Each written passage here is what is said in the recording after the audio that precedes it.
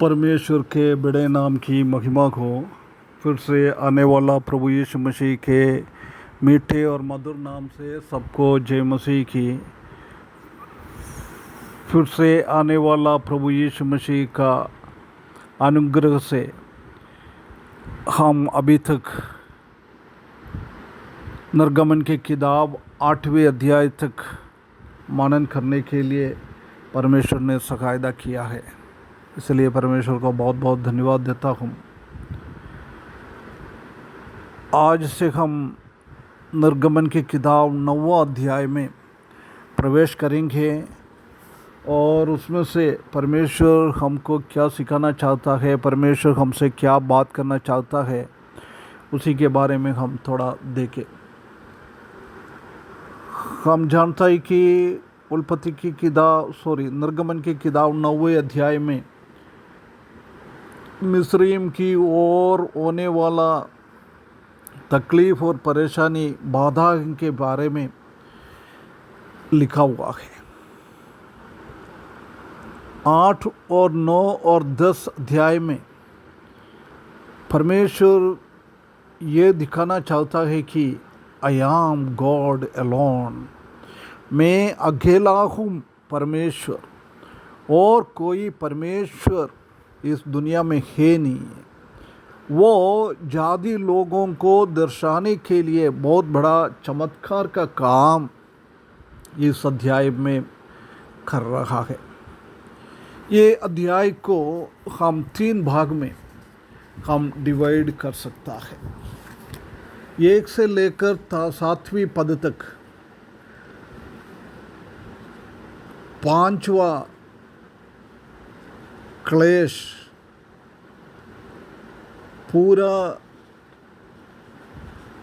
जीवन वस्तुओं के ऊपर परमेश्वर का बहुत बड़ा महामारी भेज रहा है, और 8वें अध्याय से 8वें पद से 12वां पद तक हम देख सकते हैं कि 6वां फोड़ा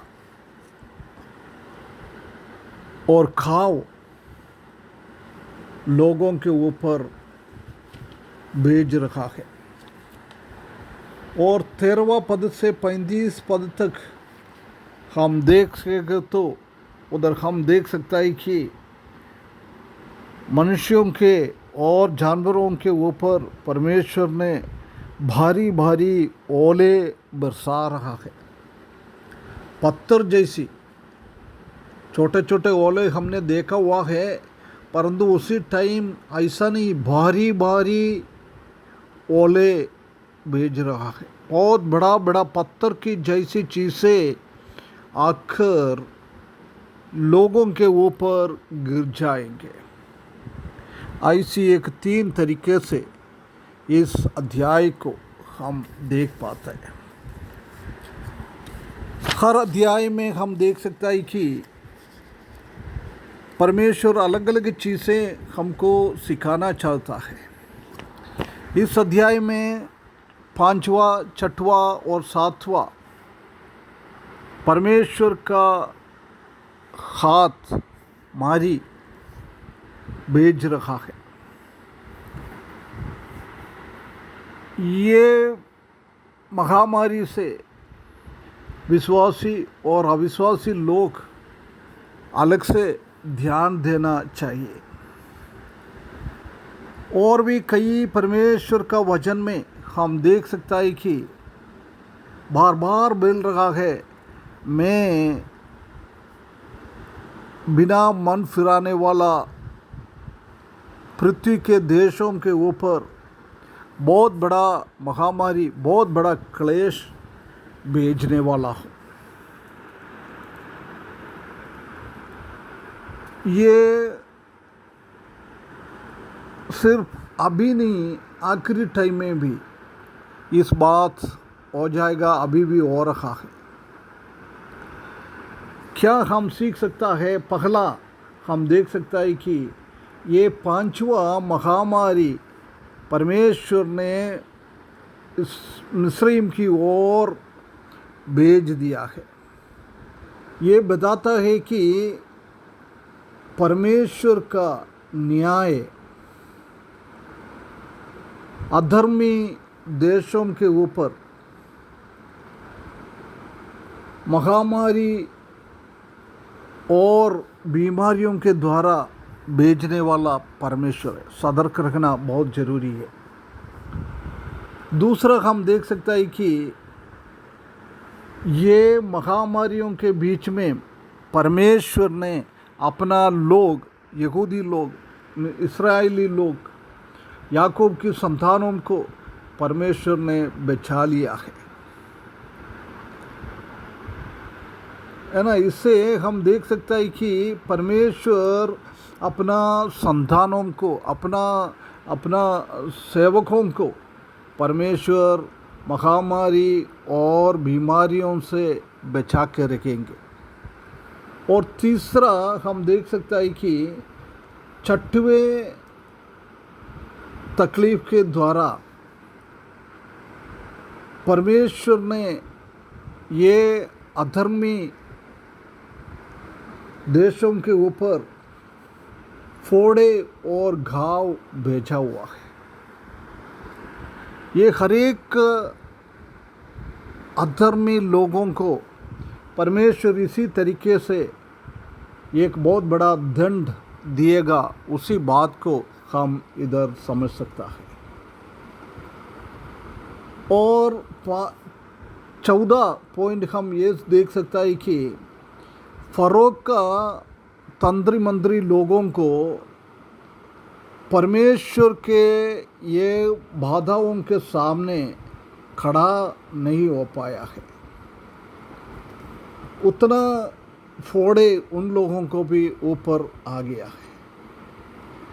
इससे हम समझ सकता है कि कभी भी दुष्ट को, पाप को, दुष्ट जनों को परमेश्वर के सामने और परमेश्वर का सन्निधान में खड़ा नहीं हो पाता है। बहुत मुश्किल है। और 5वीं पॉइंट हम देख सकता है कि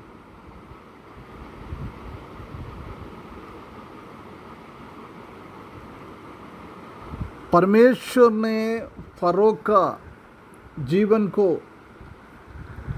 स्पेयर कर दिया है, संभाल कर रख दिया है, क्योंकि परमेश्वर का शक्ति वो जान पाए। इससे हम देख सकते हैं कि परमेश्वर ये दर्शाना चाहता है कि परमेश्वर सबके ऊपर सर्वाधिकार परमेश्वर है, परमाधिकार परमेश्वर के हाथ में है। वो कितना भी दुष्ट हो, उसी के ऊपर भी परमेश्वर का अधिकार है। परमेश्वर है बड़ा, परमाधिकार परमेश्वर के पास है।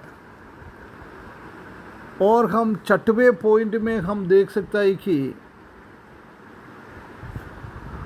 परमेश्वर ने एक बहुत बड़ा एक होला बरसाने के टाइम इस्राएली लोगों को चेतावनी दे रहा है, तुम्हारा जीव जंतु वस्तु सब कभी कहीं भी छिप जाओ।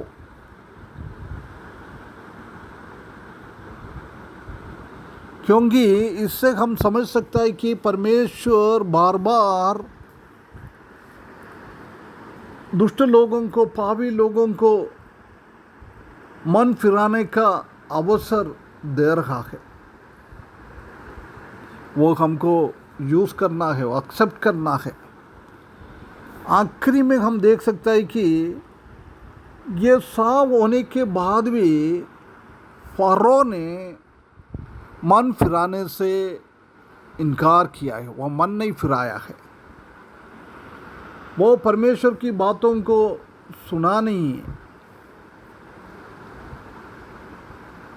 जो कोई मन फिराने से इनकार करता है, मन नहीं फिराता है, उससे हम देख सकते हैं कि उसका विवेक और उसका मानसा एक आखत रूह में आगे बढ़ा रहा है और वो पापों में सुन्न हो जाता है, उसको समझ में नहीं आता है पाप कर रहे क्या कर रहा है, ऐसी एक सुन्न अवस्था में बदल जाता है।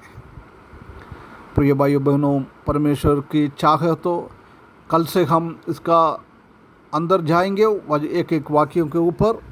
परमेश्वर हमको सहायता करे। इस अध्याय से परमेश्वर ने हमको क्या सिखाना चाहता है वो हम सीखने के लिए, उस हिसाब से हमारा जीवन बिताने के लिए परमेश्वर इस वचन के द्वारा हमको सहायता करे। उसके बड़े नाम की महिमा हो।